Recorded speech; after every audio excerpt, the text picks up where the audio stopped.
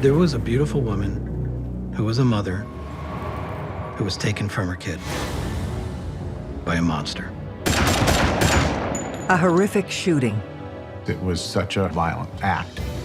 Shooting 8 times into another human being. A dark mystery with multiple suspects. In this case, we have a very manipulative, overpowering, and influential predator. It's a true crime of passion. If I can't have you, nobody can. Pow, pow. Maybe this is kind of a conspiracy to cover up the homicide. The truth will be revealed. Stories upon stories, they were all fiction. He was the one that wanted her dead. Could he have shot her? Absolutely. Every day in North America, dozens of people are murdered. The key to solving the toughest of these homicides lies in the final 24 hours of the victim's life. To crack the case, detectives must reconstruct that critical timeline. The minutes and hours containing evidence that can help unlock the mystery and catch the killer.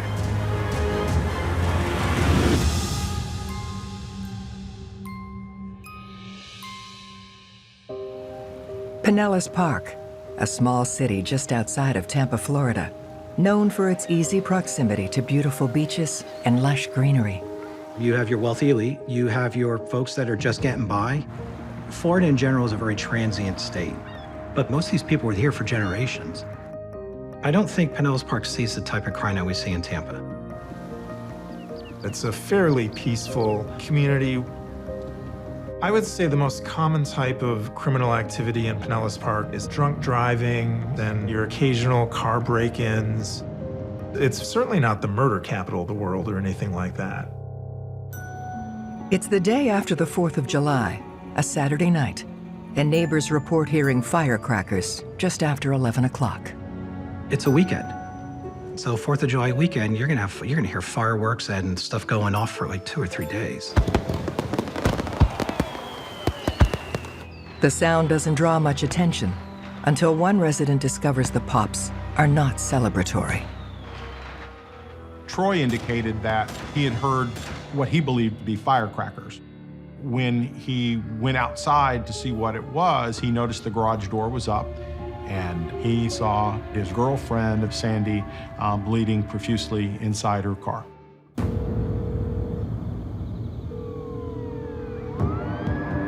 First responders arrive on the scene, followed quickly by lead detectives Harry Agello and Paul Andrews of the Pinellas Police Department.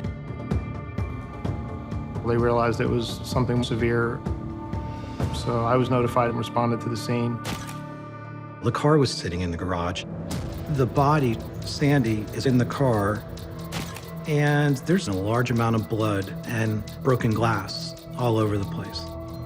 She suffered 8 separate gunshot wounds to various parts of her body, starting with her head, her torso, and the bottom of one of her feet. And initially, just looking at the shell casings, it looked to me like they were what they turned out to be, which was a .22 caliber weapon. It appeared to us that she had just been ambushed, that someone had waited or followed her to her garage before the shooting occurred. The victim is 37-year-old Sandra Rozzo. She's rushed to the hospital but dies on arrival, and the case is officially declared a homicide. In this particular case, it was such a horrendous act. You know, shooting someone 8 times, that is overkill.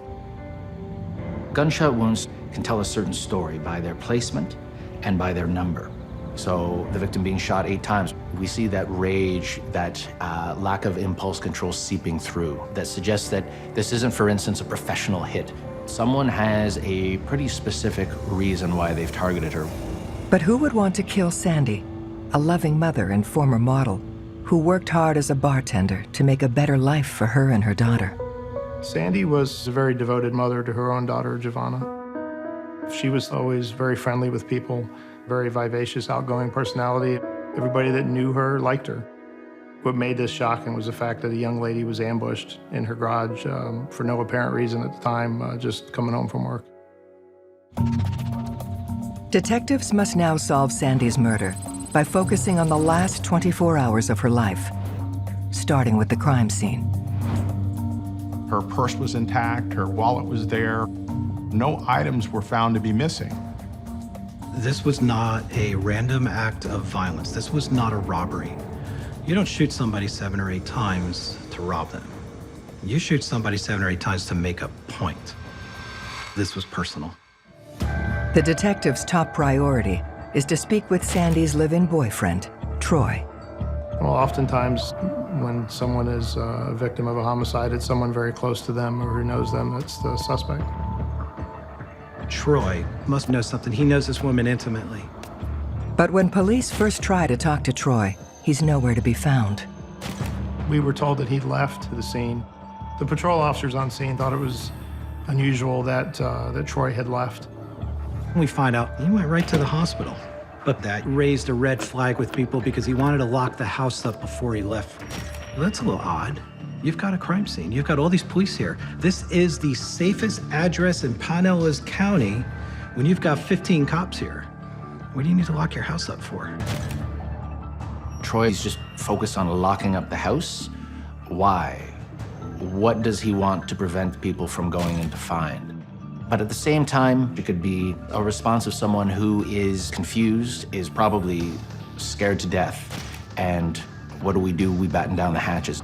Either way, that immediately is suspicious and needs digging into more deeply. Detectives have Troy come down to the station for questioning.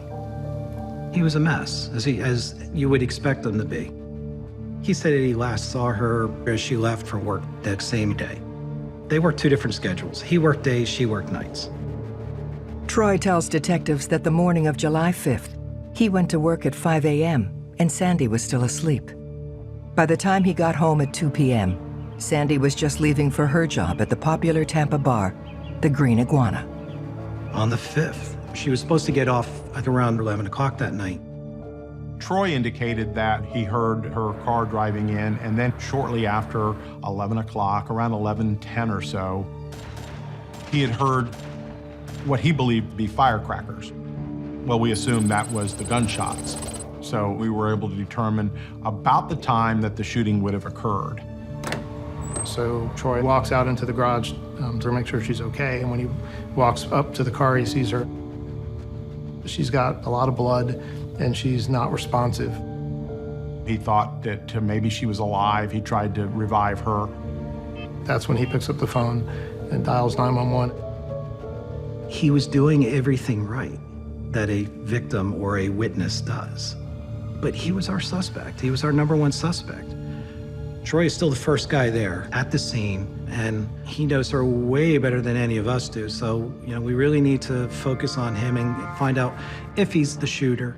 Police then asked Troy about his relationship with Sandy. He described a relationship as a romantic one. He was in love with this woman. Troy is telling us she's beautiful. She's got a daughter who's absolutely wonderful. He adored her daughter. Troy was very happy with the relationship he had with her. He believed that they were going to get married. They just hadn't set a date sometime in the future. I asked him, why would somebody kill Sandy? Is she involved in something else? And he says that, yeah. She said that anything ever happened to her, you need to go find Tracy Humphreys. According to Troy, Tracy Humphrey is a dangerous ex-boyfriend of Sandy's, who assaulted and raped her after she broke it off. Troy is concerned that Tracy Humphrey was involved in the case, but couldn't find anything in our criminal justice databases to back that up. We had nothing. There's no Tracy Humphreys, which obviously raises a flag. The offerance, as we see of a ready-made suspect, a turnkey suspect, as I say, in the case of Tracy. It could be to create that distractionary suspect, to have the police go down that rabbit hole, and in the meantime, buy yourself time and space and options. As police interview Troy, something unusual catches their eye. He had some cuts on his hand, on his shins, on his feet as well. He said it was probably from the broken glass, from when he reached inside the car to try and pull her up to see what was wrong. So you start looking at Troy again, like, well, is this guy lying to us? While we're off running on a wild goose chase, our real bad guy could be, getting rid of the evidence. This Tracy Humphreys could be our main guy, but we're not going to lose sight of Troy.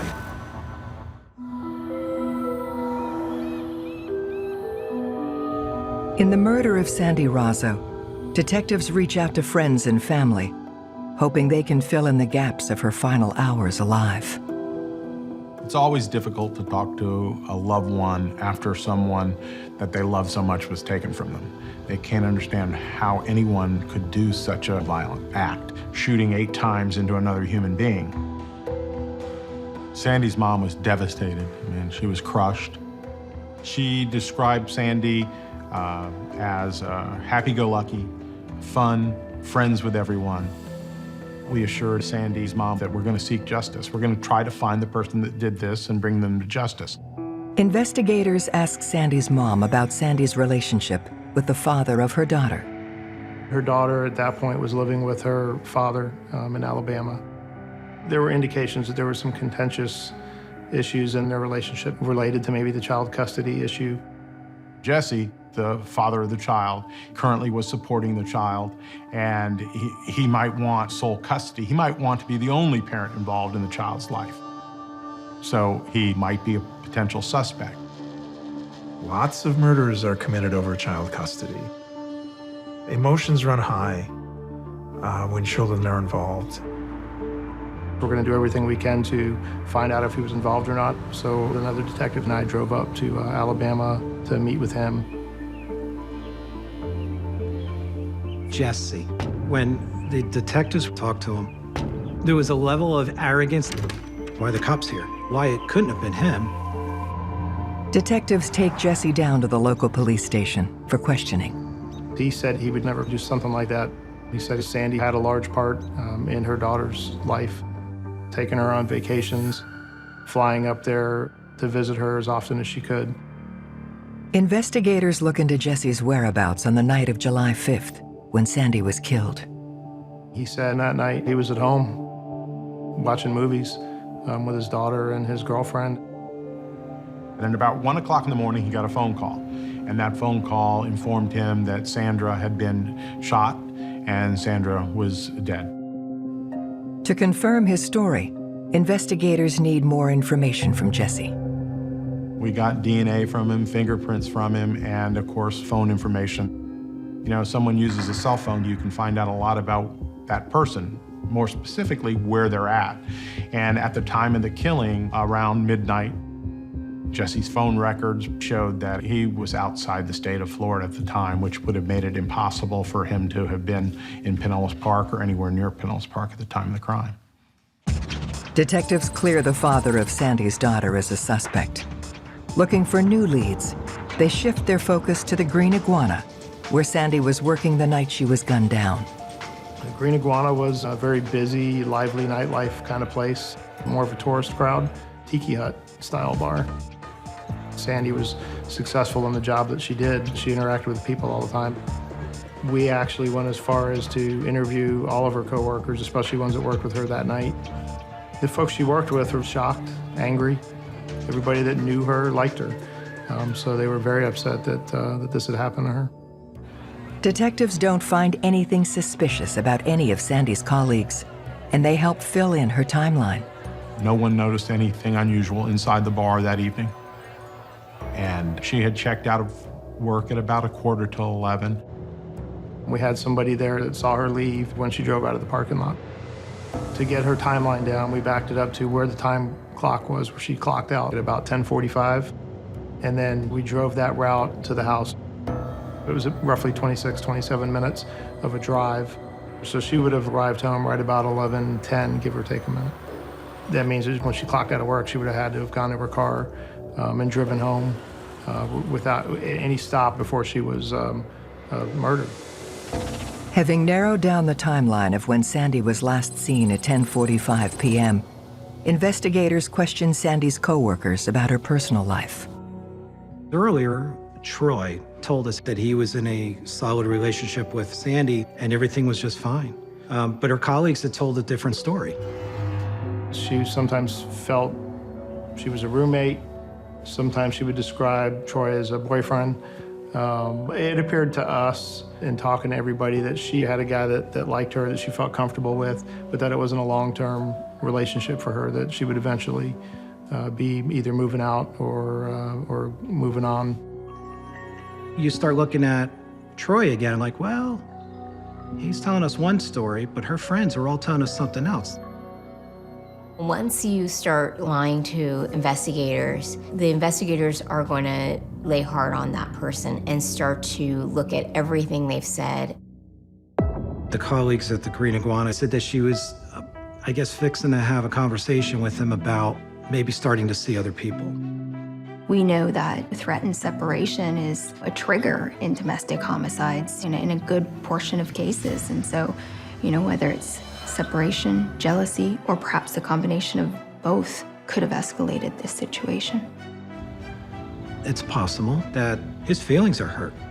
Could that make Troy go off the deep end? Could he have shot her? Maybe. It's possible.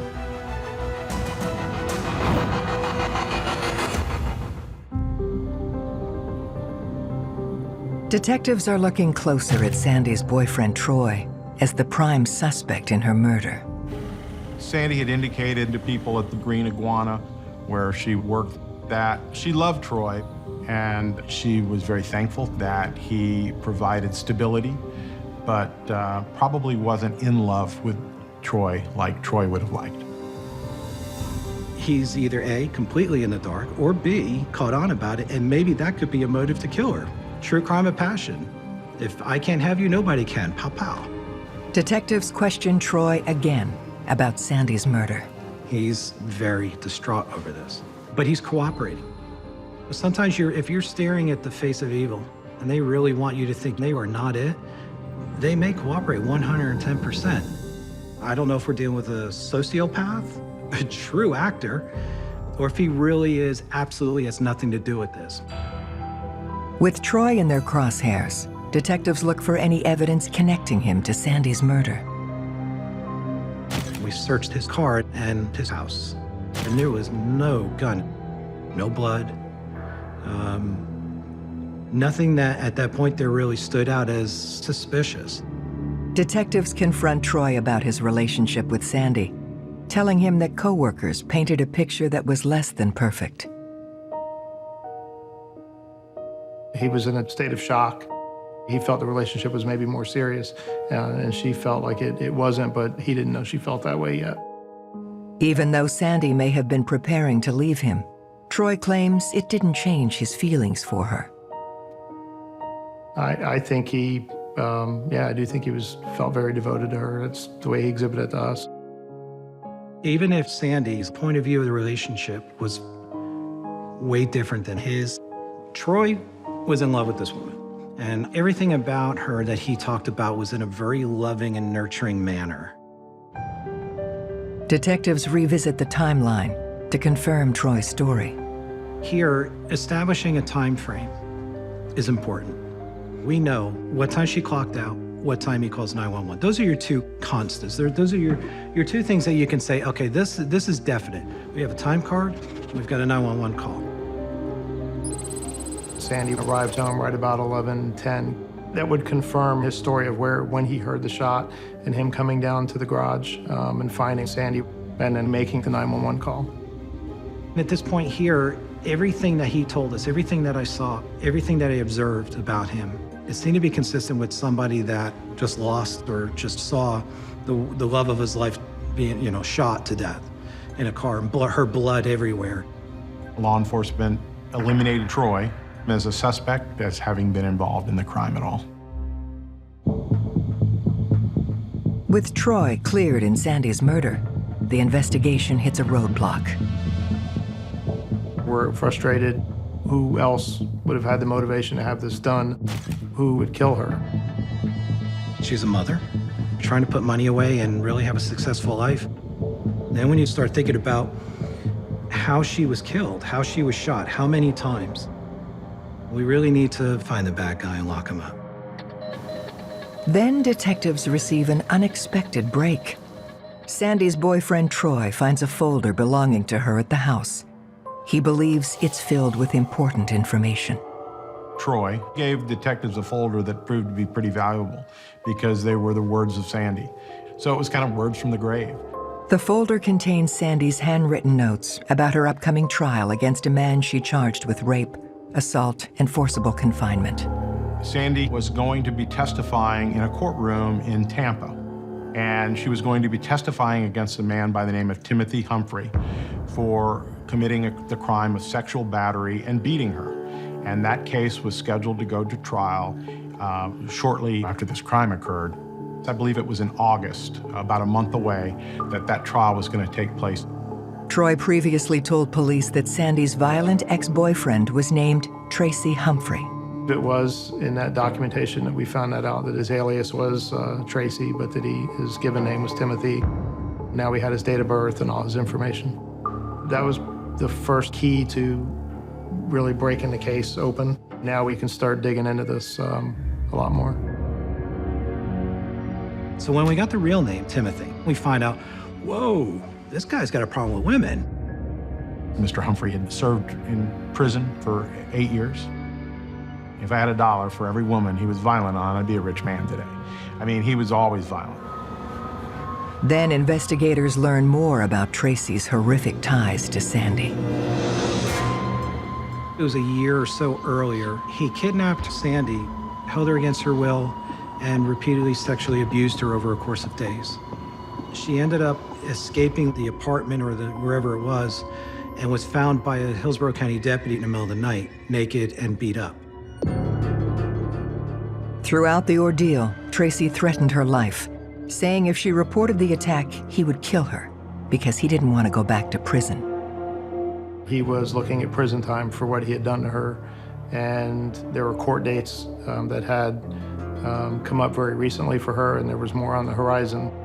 Even though Sandy was afraid and fearful of Tracy Humphrey, she was willing to come forward and testify in a courtroom and point the finger at the person who had sexually molested her and beat her. They had a victim that was willing to testify. They had DNA evidence, they have photographs. That was a good, solid case. And for that to go to trial, he was looking at quite a number of years for that. But Sandy was the only witness in that case. And if she wasn't able to testify, the case was going to get dropped or be what's called null prost, which means the state would not prosecute or proceed with the charge. You talk about a motive. That's a whole lot of motive. So at that point, Tracy or Timothy Humphreys really does become our #1 suspect.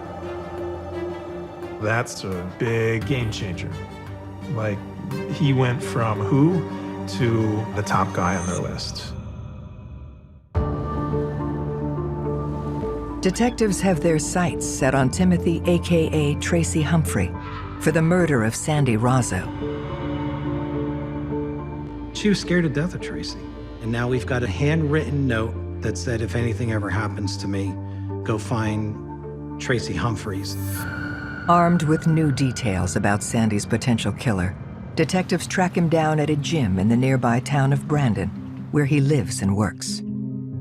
He was a strong, well-built personal trainer, worked out a lot. That was his job, that was his livelihood.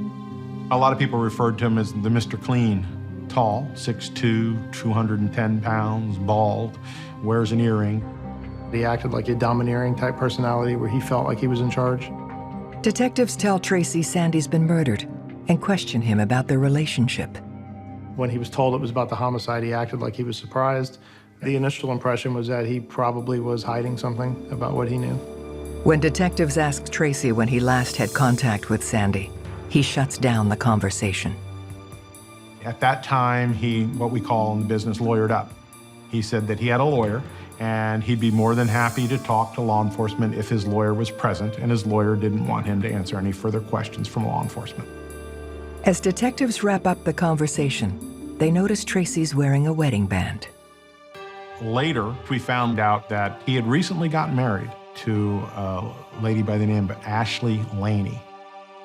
Ashley was significantly younger. Not that we would judge that, but yeah, he was in his 30s and she was 19, maybe 20 at the time. Hoping Tracy's new wife will be more forthcoming with information, detectives travel to their home in Brandon to talk to her. When they went in to speak to her, she appeared to them to be nervous, but she did indicate that they had gotten married on July 4th. The day they got married was the day before the homicide occurred, and so that was very interesting to us. Sandy Rozzo was murdered on July 5th, so that is intriguing because in Florida law, a lot of people believe that if you're married to someone and you're somehow in cahoots over a crime, that the spouse won't have to testify against the other spouse. Detectives question Ashley about Tracy's whereabouts on July 5th, the night Sandy was killed. She indicated, of course, that she knew nothing about the crime, knew nothing about Sandra being shot. The fact that Ashley and Tracy get married the day before this murder, to me, is compelling, and to me, that's a red flag. At that point, anything they say to each other is protected by the covenant of marriage, which immediately makes investigating and then later prosecuting that much more difficult. When police talk to Ashley, she willingly gives them her alibi for the night Sandy was murdered. She told the detectives that on the night of the homicide, at 11 p.m., they were home together watching a movie, having pizza. And she said that they had a friend named Toby White who had come over and visited them at the house that night. Then, in the middle of being interviewed by police, Ashley receives a phone call from her lawyer. Tracy was very quick to have a conversation with what we believe was his attorney and have her tell Ashley that she did not have to cooperate. In fact, the detectives could hear the voice on the phone telling her exactly what to say to the detectives. So it was very, very suspicious. Then, another surprising interruption. Much to everyone's chagrin, Tracy showed up, and it was very clear that he was trying to get her to shut up and not talk. He appeared to the detectives to be angry, frustrated just in his demeanor, through his body language and the look on his face. That sort of got some gears turning in the detectives' heads that maybe there was a conspiracy to cover up what had happened with Sandy Rozzo, and perhaps was connected to the homicide. Even though Ashley is no longer talking, the detectives have gained an important new lead. Ashley and Tracy Humphrey's alibi for the night of Sandy Rozzo's murder was pizza. So, we went to the pizza restaurant, found the driver, found the ticket for it. The pizza was ordered using Tracy's cell phone on July 5th at 10:49 p.m. and delivered 15 minutes later. The driver says that, yeah, I remember this guy. Gave me a $20 tip for a $12 pizza. Oh yeah, I remember, guy, bald, big guy, yeah, no doubt. Other than just pizza, he got his alibi delivered to law enforcement. With Tracy's alibi placing him in Brandon, 40 minutes from the crime scene, detectives determine he can't be the killer. That had to take the wind out of the sails of the detectives a little bit because they were like, oh, we thought it was him. It fit. It's always disappointing to have a setback like this one involving the alibi that ends up being firmed up. But at the same time, you need to be able to rebound and consider all possible options. In this case, what else is going on involving Ashley? And is she then the weak link that police need to be focusing on? When detectives look into Ashley's background, they find an incident that piques their interest. She'd been a pretty good student. She'd been a pretty good kid. She didn't have a criminal history, and she didn't have any problems. But we found out that she had reported her car as being stolen, and her car had shown up in a street in Tampa and had been put on fire. Law enforcement had got a call from a fire investigator with the State Fire Marshal's Service, who had found it very bizarre that the car had been found torched. It's an arson. It's not hard to tell when a car's been burnt up with arson. There's usually quite a bit of evidence left behind that indicates that there was an accelerant used. And in this case, it was quite a bit. Police look into the arson and learn that the same day that her car was found on fire, Ashley visited a firing range in the Tampa area. Ashley Humphrey, we found, had been at a firing range. She had been there with Timothy Humphrey, and she had been learning to shoot a .22 caliber type of weapon. It was important information because we knew the type of gun that was utilized to kill Sandy was a .22 caliber. Now dots start getting connected. To learn more about Ashley and how she might be involved in Sandy's murder, detectives talk with her family. What was really interesting was when they met with Mom's boyfriend, he says that he loaned Ashley a handgun, which happened to be the same caliber as the type used in the homicide, a .22 caliber, and he'd been asking for her to give the weapon back, and she hadn't yet returned it. We felt strong that we were on the right track, but you have to be careful in any investigation, but particularly homicides, that you don't get thrown off. Then, Ashley's mother provides detectives with an even more shocking piece of information. We were told in an interview with Ashley's mom that Ashley had told her that Sandy had been killed and Sandy was shot 8 times. Now that information was very important to law enforcement because no media had indicated 8 shots. That was never told to anyone, so that was an information that only law enforcement knew about and the shooter would have known about. You know, as we start putting the case together, it's obvious that Ashley's involved, but there would be no reason for her to want Sandra dead, but for the case against Tracy. Detectives then uncover crucial information that confirms they're working in the right direction. So we got the phone records from Timothy Humphrey. We got the phone records from Ashley Humphrey. And we were able to determine that Timothy Humphrey's phone during the time of the crime was bouncing off a phone tower right near his Brandon residence. While the cell phone records confirm that Tracy is where he said he was, the same can't be said for Ashley. The cell phone records blew apart the alibi of her being at home all night. Ashley's phone was being utilized outside the Green Iguana at about 4:30. Her cell phone is telling them that she was right there. Not only that, but she was active on the cell phone. She called many times from the parking lot. And who was she calling? Tracy. Then at about 10:45, that cell phone started to move once Sandy started to go home over the bridge into Pinellas County and bouncing off towers right outside of Sandy's house. There she is, going closer to Pinellas Park, ping, ping, ping. And then when she gets to the house, ping again. I think we got her. Tracy Humphrey's wife, Ashley, is now the prime suspect in the murder of Sandy Rozzo. But detectives don't believe she acted alone. Phone records pointed to the fact that Tracy Humphrey was involved. Tracy Humphrey had the motive. He had the desire. He had the will. He was the one that wanted her dead. I think one question we have in these sorts of cases where there's a male and a female co-conspirator is that what role did Tracy play? What role did Ashley play? Did one influence the other?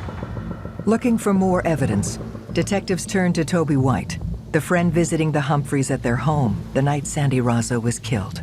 Toby White was an upstanding citizen. She didn't have any criminal history. We brought her in. I asked her questions, put her under oath. She had been a client of Mr. Humphrey's. Mr. Humphrey had turned her life around pretty much in her eyes, her health, her weight, and she felt beholding to Mr. Humphrey.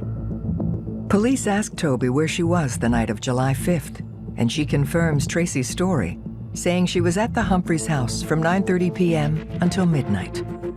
So initially, Toby gives a statement of her being at the house with Ashley and Tracy, and they did have a pizza delivered.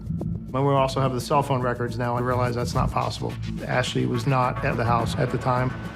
We told her, basically, we didn't believe what she told us. Lying under oath or on a sworn statement is perjury, a federal crime, and Toby could go to jail. She would be facing criminal charges for perjury for lying, so she did recant and tell the truth as to what had occurred. Toby White's news story was that she did not see Ashley that evening, and she did not see Timothy Humphrey that evening, and she gave that false alibi because Mr. Humphrey had requested her to do so. In hindsight, she realized that Tracy and Ashley were lying to her about what occurred and their involvement in the homicide. On December 18, 2003, Ashley Humphrey is arrested for the first-degree murder of Sandy Rozzo. Without enough hard evidence linking Tracy to the crime, Investigators charge him instead with a federal firearms violation. Timothy Humphrey was a convicted felon, and he couldn't own firearms, couldn't use firearms, so he would be unable to go to a firing range and handle the firearm. So we decided to arrest Mr. Humphrey on those charges, and he was held in custody in Hillsborough County. We wanted Mr. Humphrey to be separated from Ashley Humphrey. We wanted Mr. Humphrey not to be able to influence her. With Ashley now in custody and away from Tracy, detectives are hoping she'll give them more information about the crime, but she won't talk. When you have a character like Tracy, I don't think you can underestimate the kind of power that he could wield over Ashley. He had a past where he had been violent, and you have to wonder if Ashley did this because she was afraid of him. Detectives dig deeper into Tracy's past, hoping to find some information that could compel Ashley to talk. You know, stories upon stories that he told her, they were all fiction. We found out that Tracy was bisexual. Tracy had been in a relationship with another man, and Ashley knew nothing about those type of things. And she began to see that perhaps her whole relationship, the marriage and everything else, was all built on lies. Of course, you're sitting in jail. You have to be wondering, have I been manipulated? And then all of a sudden, you learn that this guy who you're taking the fall for, that you could go to prison for the rest of your life for, has been cheating on you. So that was the final straw. Stunned after realizing Tracy is not who he said he was, Ashley confesses to Sandy's murder and tells detectives where the murder weapon is buried. We found the gun, which wasn't far from where I believe her mother lived. That's northeastern Hillsborough County. Once Ashley starts talking, she reveals key information. From day one, Tracy convinced Ashley that he loved her, and if they were to spend their life together, his problems with Sandy would need to go away, or else he was going to go to prison because he was being falsely accused, he said. Ashley also admits she tried to kill Sandy once before. The first attempt was several weeks earlier. Ashley's goal at that point there was to shoot Sandy as she left the bar. Ashley was zeroing in on Sandy, and she pulls the trigger, and then realizes that the bullet went through her mirror on the car. Well, that's going to be evidence. So Ashley and Tracy, in order to make the evidence disappear, had the car taken to a vacant lot, where they set it on fire. As more and more evidence reveals Tracy's connection to the crime, police now feel confident they have enough to charge him for murder. She was his firearm. Tracy pointed Ashley in the direction of his problem, which was Sandy, and she pulled the trigger. We wanted Tracy Humphrey. He was the person behind this crime. But for Tracy Humphrey, Sandy would be alive today. But for Tracy Humphrey, Ashley would have never done this crime. The power dynamic in Ashley and Tracy's relationship underscores something called the Svengali defense. And this is a term in reference to the literary character Svengali, who's able to hypnotize and put sort of younger, naive women under his spell. And in this case, we have that exact scenario. Someone who, on their own, would never have committed this crime and was essentially duped into committing this crime by a very manipulative, overpowering, and unduly influential predator. From Ashley's full confession, investigators are able to piece together Sandra Rozzo's final 24 hours. It took a lot to put this case together. Every little thing is a small piece of a very large puzzle. On July 5th, the day of the murder, Sandy starts her shift at 2:30 p.m. As she works the bar, Ashley drives to the Green Iguana at 4:37 p.m. and lays in wait for Sandy in the parking lot. She had the .22 revolver at this time, the gun that she had borrowed from her stepfather. Tracy was directing her during that period of time. There was a substantial number of phone calls between the two.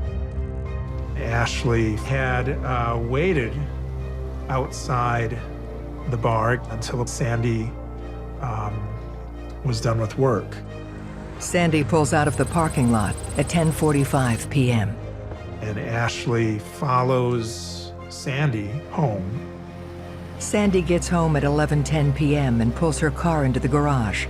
Ashley enters right behind her.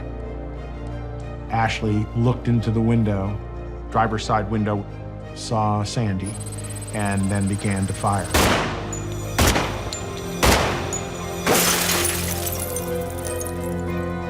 Sandy was trapped. She couldn't get out of the car. She had put up her feet against the window, backing up towards the other side of the passenger side. Ashley continued to shoot and emptied the firearm, shooting her 8 times. Tracy had told her, make sure that you look in her eyes and you can see that she's dead. And indeed, that's what she did.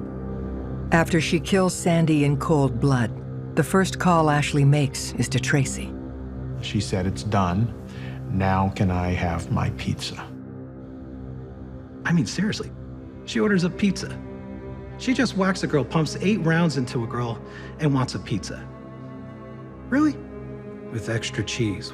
He had told her that it's too late, I already ordered the pizza. Psycho. In exchange for her cooperation, Ashley makes a plea deal, 25 years in prison for her testimony against Tracy Humphrey. We would have loved to have prosecuted Tracy without giving Ashley a deal. Everybody has asked me, what do you think of her getting 25 years? Be honest with you, she should be life imprisonment. A jury finds Tracy guilty of murder and sentences him to life without parole. Tracy Humphrey was a controlling and violent person who thought he could get away with murder. He'll spend the rest of his life in prison, and he'll die in prison. And that's what I think all the family members and everyone wanted.